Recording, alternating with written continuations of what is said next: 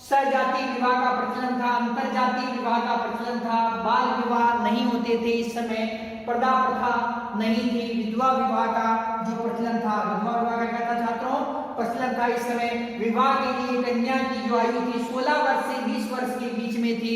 ऋग्वेदिक काल के अंदर 16 से 20 वर्ष की जो आयु के बीच में कन्या का विवाह करवा दिया जाता था। वह तो विवाह के समय में कन्या की विदाई के समय में जो उपहार एवं द्रव्य दिए जाते थे, उपहार एवं द्रव्य दिए जाते थे, उपहार एवं द्रव्य दिए जाते थे, वह वहतु कहलाते थे।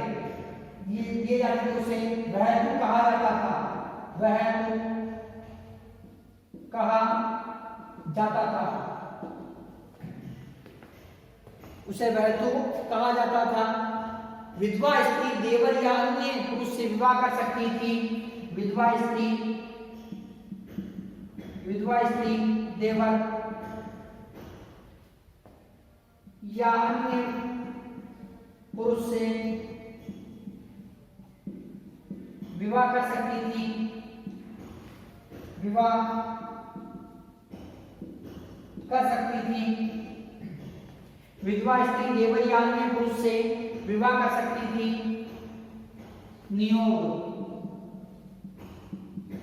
नियोग प्रथा, नियोग प्रथा पुत्र विहीन विधवा पुत्र प्राप्ति के लिए, पुत्र विहीन विधवा पुत्र प्राप्ति के लिए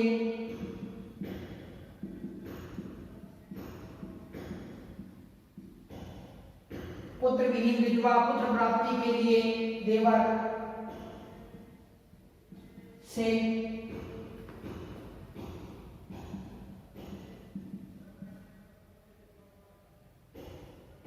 संबंध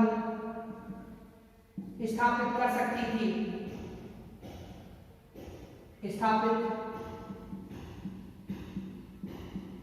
करती थी, संबंध स्थापित करती थी। सामान्यतः एक पत्नी रखते थे, सामान्यतः एक पत्नी रखते थे, सामान्यतः एक पत्नी रखते थे, परंतु एक से अधिक पत्नी का भी उल्लेख, एक से अधिक पत्नी रखने का उल्लेख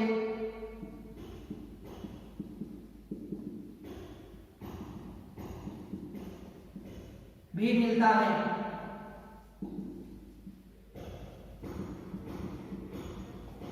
भी मिलता है। छात्रों, जो वैदिक काल है, वैदिक काल के अंतर्गत जो विवाह है, विवाह किस प्रकार से किए जाते थे? सहजातीय विवाह, अर्थात अपनी ही जाति के अंदर जो विवाह किया जाता था। अंतरजातीय विवाह, अपनी जाति के अलावा अन्य जाति के अंदर भी विवाह किया जाता था, जैसे लड़का लड़की दोनों अलग अलग जातियों के होते थे और उनका विवाह हो जाता था, अलग अलग वर्णों के होते थे, उनका विवाह हो जाता था। ब्राह्मण क्षत्रिय से क्षत्रिय, वैश्य से शूद्र, क्षत्रिय से शूद्र, ब्राह्मण से, इस प्रकार से उस समय क्या है कि विवाह हो सकते थे। तो छात्रों, तो अंतरजातीय विवाह भी होते थे, अपनी जो वर्ण के अलावा दूसरे वर्ण में या अपनी जाति के अलावा दूसरी जाति के अंदर विवाह करना। इसके अतिरिक्त जो बाल विवाह का प्रचलन नहीं था, विवाह की जो आयु निश्चित की गई थी 16 वर्ष से लेके और 20 वर्ष के बीच में जो कन्या का विवाह करवाया जाता था, इसलिए बाल विवाह का उल्लेख नहीं मिलता है। विधवा विवाह का प्रचलन था, बहु विवाह का भी प्रचलन था। सामान्यतः एक पत्नी रखने की परंपरा थी, परंतु एक से अधिक पत्नी रखने का भी उल्लेख हमें जो मिलता है। विधवा स्त्री देवर या अन्य पुरुष से विवाह कर सकती थी। छात्रों, नियोग प्रथा, जो नियोग प्रथा का प्रचलन था यहाँ पर, पुत्र विहीन, जिसके पुत्र, जिस विधवा स्त्री के पुत्र नहीं होता था, वो विधवा स्त्री पुत्र प्राप्ति के लिए अपने देवर से संबंध स्थापित करके पुत्र प्राप्त करती थी। तो इस प्रकार की नियोग प्रथा का भी प्रचलन वहां पर जो वैदिक काल के अंदर देखा गया है।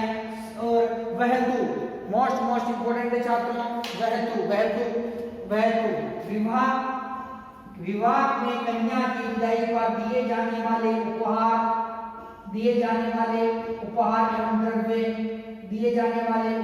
एवं द्रव्य क्या कहलाते थे?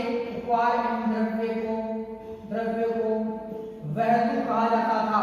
छात्रों, वहतु क्या है? विवाह में कन्या की विदाई पर दिए जाने वाले उपहार एवं द्रव्य को वहतु कहा जाता था। अर्थात इसके अंतर्गत जो भी दहेज प्रथा का यहाँ सामान्यतः देखा जा सकता है कि दहेज प्रथा यहाँ पर जो विद्यमान थी, क्योंकि यहाँ पर उपहार दिया जा रहा है, तो उपहार दिए जा रहे हैं, तो इसका मतलब क्या है? दहेज प्रथा भी उस समय विद्यमान थी। तो छात्रों, यहाँ पर वहतु का मतलब क्या है? न्यूटन पे पूछा जाता है आपके, कई बार ये न्यूटन पूछा जा सकता है। ये विवाह में कन्या की विदाई पर दिए जाने वाले उपहार एवं द्रव्य को क्या कहते हैं? वहतु कहा जाता है। छात्रों, सहजाति विवाह, अंतरजातीय विवाह का प्रचलन था, बाल विवाह नहीं होते थे, पर्दा प्रथा नहीं थी, विधवा विवाह का प्रचलन था, बहु विवाह का प्रचलन था।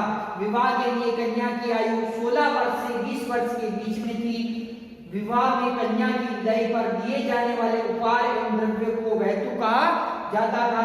विधवा स्त्री देवर या अन्य पुरुष से विवाह कर सकती थी। नियोग प्रथा का प्रचलन था। नियोग प्रथा के अंतर्गत पुत्र विहीन विधवा पुत्र प्राप्ति के लिए देवर से संबंध स्थापित कर सकती थी। सामान्यतः एक पत्नी रखते थे, परंतु एक से अधिक पत्नी रखने का उल्लेख भी हमें मिलता है। तो इस प्रकार की जो विवाह प्रथाएं, जो विवाह था, तो विवाह इस प्रकार के वैदिक काल के अंदर होते थे। छात्रों, स्त्रियों की दशा के बारे में देखते हैं हम कि स्त्रियों की दशा, तो ऋग्वेदिक काल के अंदर स्त्रियों की दशा किस प्रकार की थी उसे देखते हैं। स्त्रियों की दशा ऋग्वेदिक काल के अंदर जो स्त्रियों की दशा है उसके बारे में हम देखते हैं कि स्त्रियों की दशा किस प्रकार से थी। तो छात्रों, स्त्रियों की दशा अत्यंत ही सुदृढ़ थी। स्त्रियों को सम्मान, स्त्रियों की दशा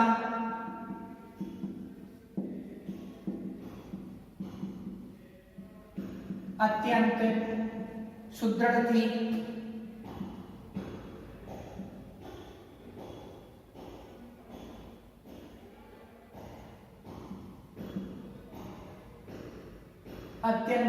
स्त्रियों की दशा अत्यंत सम्मानजनक थी।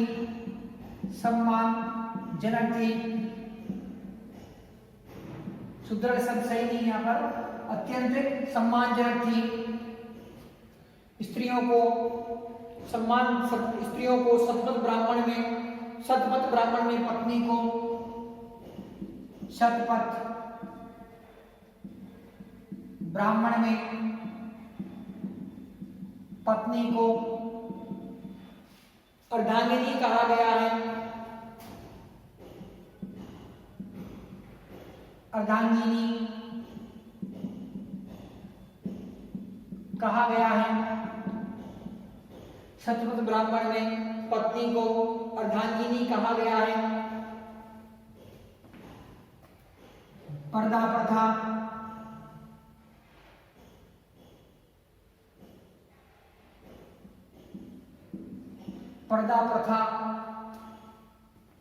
का प्रचलन नहीं था। पर्दा प्रथा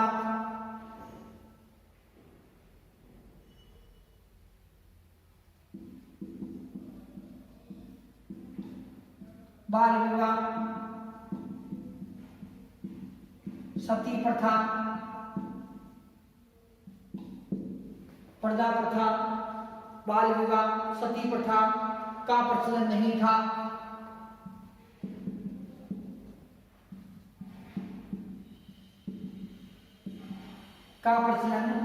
था। पुत्री का उपनयन संस्कार किया जाता था। पुत्री का उपनयन संस्कार किया जाता था।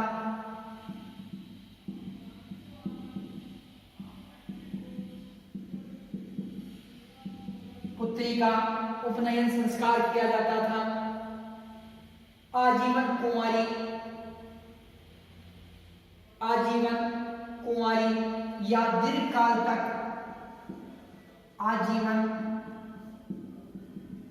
कुमारी या दीर्घकाल लंबे समय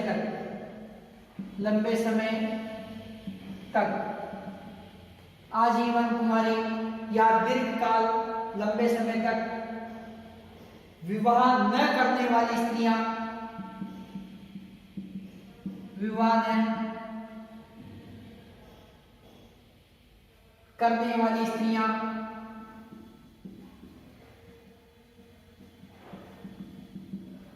अमाजु कहलाती थी। अमाजु कहलाती थी।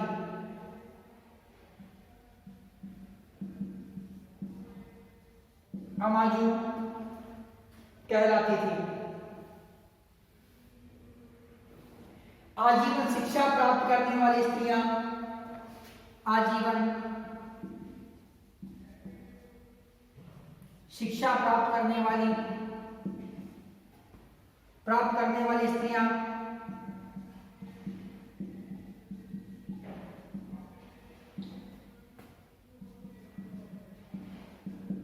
आजीवन शिक्षा प्राप्त करने वाली स्त्रियां ब्रह्मवादिनी कहलाती थी।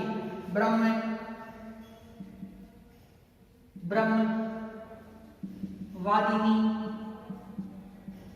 कहलाती थी। ब्रह्मवादिनी कहलाती थी। स्त्रियों को शिक्षा प्राप्त करने स्त्रियों को शिक्षा व यज्ञ करने का स्त्रियों को शिक्षा प्राप्त करने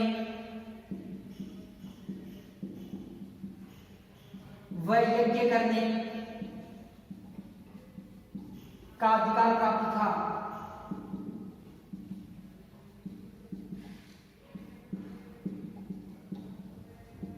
अधिकार प्राप्त था।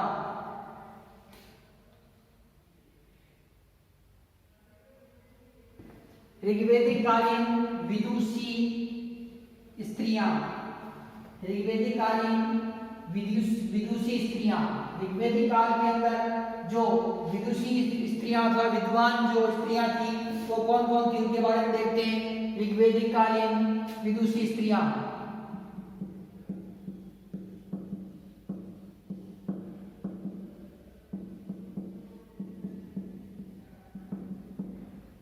विदुषी स्त्रियां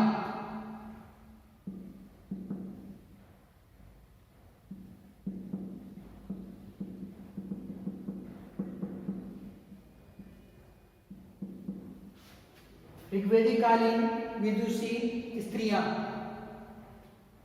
विदुषी स्त्री को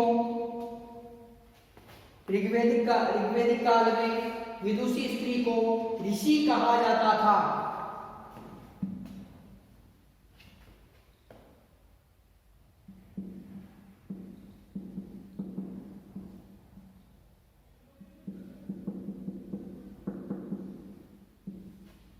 ऋग्वैदिक काल में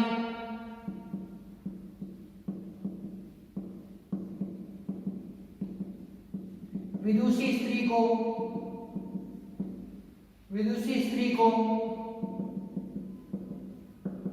ऋषि कहा जाता था। ऋषि कहा जाता था। तो ऋग्वैदिक काल था। ऋग्वैदिक काल के अंदर विदुषी जो स्त्री थी उसे क्या कहा जाता था छात्रों? ऋषि कहा जाता था। ऋषि किसे कहा जाता था? ये विदुषी स्त्रियां होती थी, अर्थात विद्वान स्त्री जो कि वेद पुराणों जो वेदों के अंदर जो जिन्हें वेदों का ज्ञान था, ऋग्वेद का ज्ञान था, अर्थात जो ऋग्वैदिक काल में केवल एक ही ग्रंथ की रचना हुई थी ऋग्वेद, जिससे स्त्री को ऋग्वेद का ज्ञान था, हर कला के अंदर वो पारंगत थी, वो क्या थी? विदुषी स्त्री कहलाती थी। तो छात्रों जो विदुषी स्त्री है, विदुषी स्त्री को ऋग्वेद में क्या कहा गया? ऋषि के नाम से ऋषि कहा गया। किसके अंदर कहा गया? ऋग्वेद के अंदर। किस वेद के अंदर कहा गया है? ऋग्वेद के अंदर। जो विद्वान नारियों को क्या कहा गया है? ऋषि कहा गया है। छात्रों विद्वान नारियां कौन कौन सी थी? घोषा, विद्वान नारी का नाम क्या था? घोषा। ये थी घोषा, सिकता, ये नारियों के नाम है छात्रों। घोषा, सिकता, लोपामुद्रा। लोपामुद्रा कौन कौन थी छात्रों? घोषा, सिकता, लोपामुद्रा, अपाला, विश्वारा, अपाला तथा विश्वारा, घोषा, सिकता, लोपामुद्रा, अपाला, विश्वारा, निवावरी। और ये अन्य दूसरी नारी कौन सी? निवावरी, निवारी कौन सी थी छात्रों? निवावरी। तो इस प्रकार छात्रों ये जो विदुषी नारियां थी कौन कौन सी थी? ऋग्वेद के अंदर बताया गया। ऋग्वेद के अनुसार जो विदुषी स्त्रियों को ऋषि कहा जाता था, और ऋग्वेद के अनुसार घोषा, सिकता, लोपामुद्रा, अपाला, विश्वारा तथा निवावरी। तो ये विदुषी नारियां तो इसमें थी। ये आपके नोटैब में पूछा जाता है कि ऋग्वेदिक कालीन जो विदुषी नारियां कौन कौन सी थी, तो आपको ध्यान रखना है इसके अंदर कि घोषा, सिकता, लोपामुद्रा, अपाला, विश्वारा तथा निवावरी ये ऋग्वेदिक कालीन थी। उत्तर ऋग्वेदिक कालीन विदुषी नारियां अलग है और ऋग्वेदिक कालीन विदुषी नारियां अलग है। तो दोनों के अंदर आपको देखना है। उत्तर वैदिक काल जब पढ़ेंगे उस समय उत्तर वैदिक कालीन विदुषी नारियों के बारे में चर्चा करेंगे।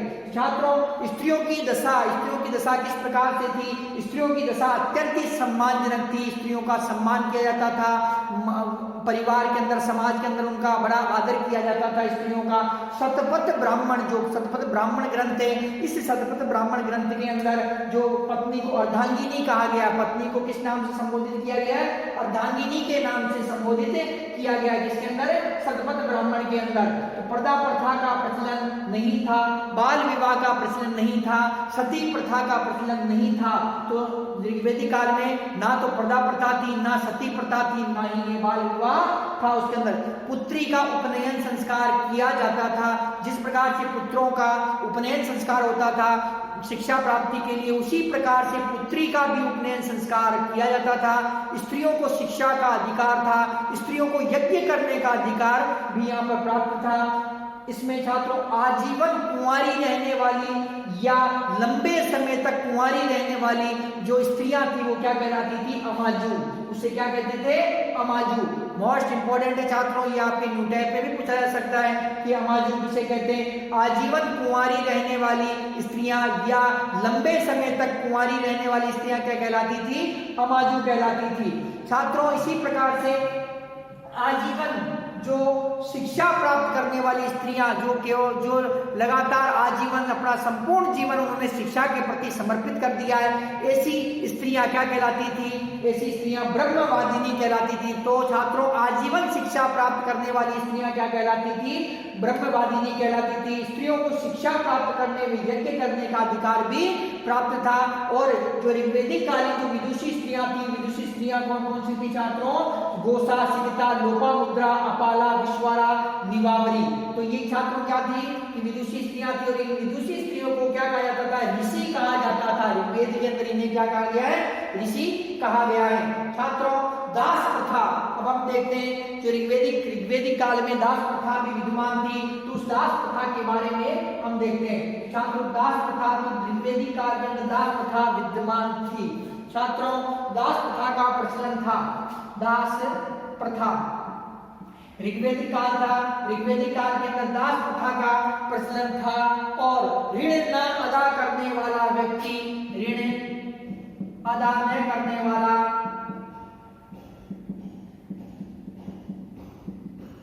ऋण अदा न करने वाले व्यक्ति को ऋणदाता का दास बनना पड़ता था। ऋणदाता का दास बनना पड़ता था।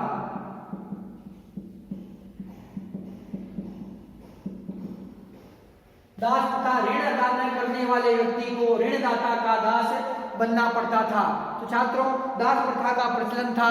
और सामान्यतः जो व्यक्ति ऋण नहीं चुका पाता था उससे क्या करना? उसे ऋणदाता का, जिसने ऋण दिया है उसका दास बनना पड़ता था। तो छात्रों इसमें देखिए कि ऋग्वेदिक काल के अंदर जिस व्यक्ति ने ऋग्वेदिक काल में किसी व्यक्ति ने ऋण लिया है और वे व्यक्ति ऋण को वापस नहीं चुका पा रहा है, तो ऐसी स्थिति के अंदर उसे ऋण देने वाले व्यक्ति का दास बनना पड़ता था। तो ऋण अदा न करने वाले व्यक्ति को ऋणदाता का दास बनना पड़ता था। इसके अंदर छात्रों भोजन, जो भोजन है, भोजन व्यवस्था किस प्रकार से थी? भोजन, तो छात्रों जो भोजन है, भोजन क्या है कि शाकाहारी तथा मांसाहारी दोनों प्रकार के भोजन का सेवन किया जाता था। तो ऋग्वेदिक काल के अंदर भोजन किस प्रकार का था?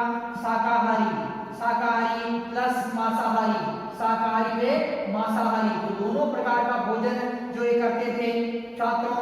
तो ये इसके अतिरिक्त जो मदिरा पान भी किया जाता था, सोमरस का पान भी किया जाता था। क्या किया जाता था छात्रों? सोमरस, सोमरस का पान भी किया जाता था, मतलब पेय पदार्थ था सोमरस में, इससे नशा आता था। सोमरस का पान भी किया जाता था।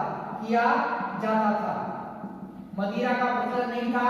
मदिरा के स्थान पे ये क्या है कि सोमरस एक पौधा होता था, उस पौधे से रस निकाला जाता था और उस रस का पान किया जाता था। तो छात्रों सोमरस का पान भी किया जाता था। दही, दूध,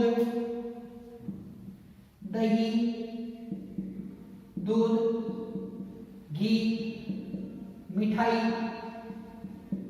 चावल, खीर, मालपुए,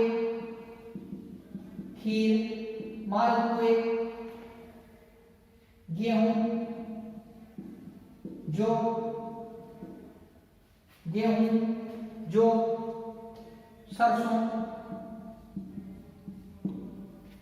जौ, सरसों, दाल,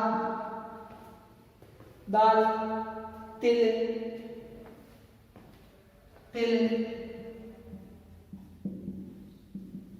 भेड़ में बकरी का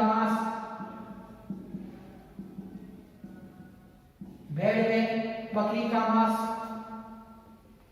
का सेवन किया जाता था।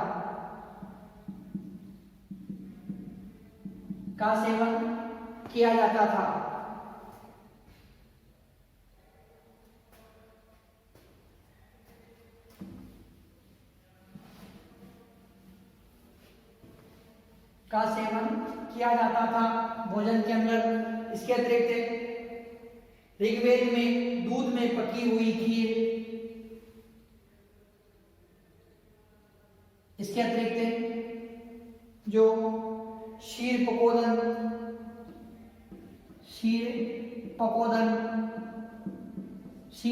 का मतलब खीर, इसके अतिरिक्त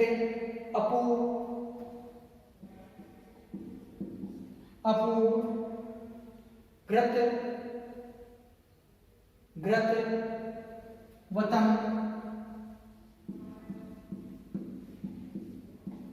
मालपुए,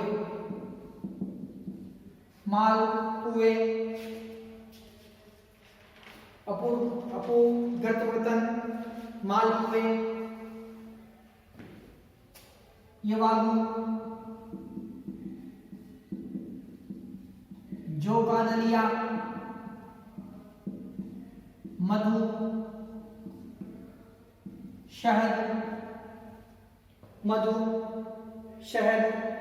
करम,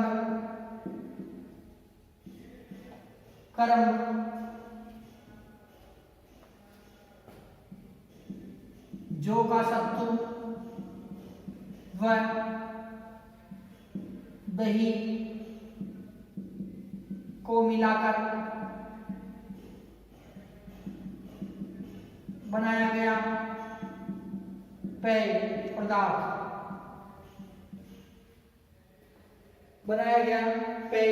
पदार्थ।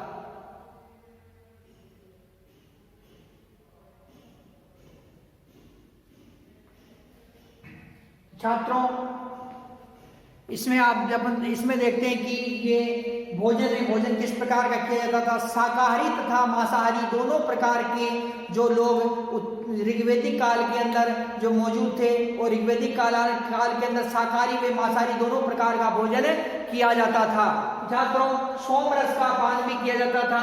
ऋग्वेदिक काल के अंदर सोमरस का पान भी किया जाता था। सोमरस क्या था छात्रों? सोमरस के बारे में हम देखते हैं कि ये सोम का जो पौधा है छात्रों, इसका यह पौधा हिमालय की मुजवंत नामक चोटी, यह पौधा कौन सा पौधा? सोमरस का पौधा। यह पौधा हिमालय पर्वत की मुजवंत चोटी पर पाया जाता था। हिमालय पर्वत की मुजवंत चोटी पर पाया जाता था। इसका रस निकालकर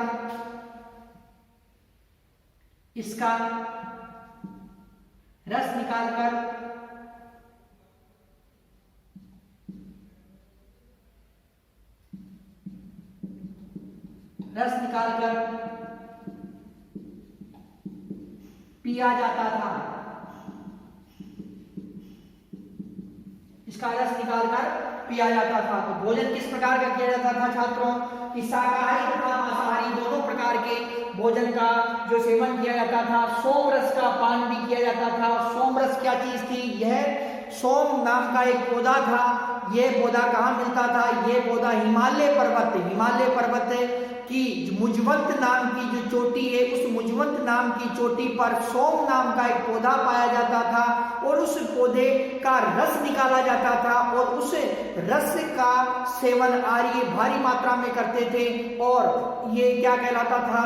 कि सोम रस कहलाता था। वो रस, सोम के पौधे का जो रस था वो क्या कहलाता था? सोम रस कहलाता था। आर्यों का मुख्य पेय पदार्थ था वो क्या था? सोम रस था।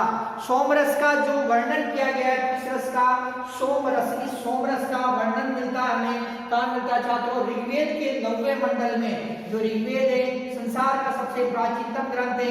ऋग्वेद के 9वें मंडल में, 9वें मंडल में जानकारी मिलती है हमें। किसकी मिलती है? 9वें मंडल में जानकारी सोमरस की। सोमरस ये आर्यों का प्रमुख पेय पदार्थ था, तो इसकी जानकारी हमें मिलती है। छात्रों, दही, दूध, घी, मिठाई, चावल, खीर, मालपुए, गेहूं, जौ, सरसों, दाल, तिल, भेड़ या बकरी का मांस का सेवन भी किया जाता था।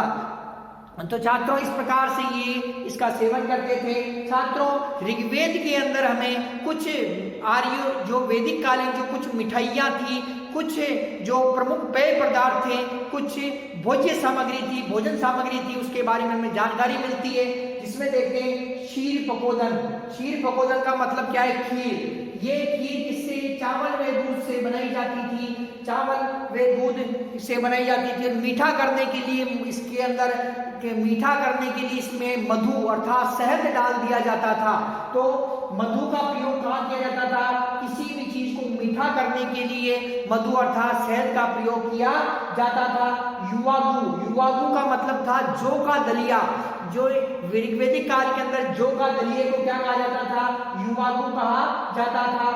अपुघ्रत बर्तन था। इसका मतलब क्या था? मालपुओं को क्या कहा जाता था? अपुघ्रत बर्तन कहा जाता था। तो छात्रों, हमें क्षीर पकोदन अर्थात खीर, अपुघ्रत बर्तन मतलब मालपुआ, युवागु का अर्थ है जौ का दलिया, मधु मतलब मधु का अर्थ हो गया शहद, करब जौ का सत्तू व दही को मिलाकर बनाया जाने वाला पेय पदार्थ। जौ के सत्तू व दही को मिलाकर बनाया जाने वाला पेय पदार्थ क्या कहलाया? करब कहलाया। तो इस प्रकार से जो ऋग्वेद के अंदर हमें जो भोज्य सामग्रियों के नाम मिलते हैं वो इस प्रकार से। छात्रों, इसके अतिरिक्त हमने देखा कि किस प्रकार से भोजन सामग्री का प्रयोग करते थे। शाकाहारी व मांसाहारी दोनों प्रकार के व्यक्ति थे। और दही, दूध, घी, मिठाई, चावल, खीर, मालपुए, गेहूं, जौ, सरसों, दाल, तिल, भेड़ व बकरी का मांस का सेवन जो किया जाता था।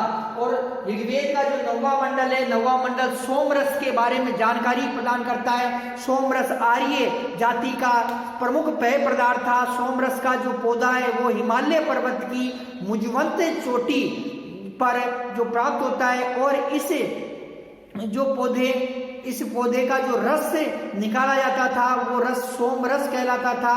और उस सोमरस का जो प्रयोग करते थे, कौन करते थे? आर्य जाति के लोग करते थे। तो छात्रों, इस प्रकार से जो आर्य जाति थी, तो आर्य जाति का ऋग्वेदिक कालीन जो भोजन सामग्री थी वो इस प्रकार से थी। और आर्य जाति आर्य जाति द्वारा जो निम्न प्रकार के भोजन का प्रयोग किया जाता था। भोजन को मीठा करने के लिए ये मधु शहद का प्रयोग जो करते थे।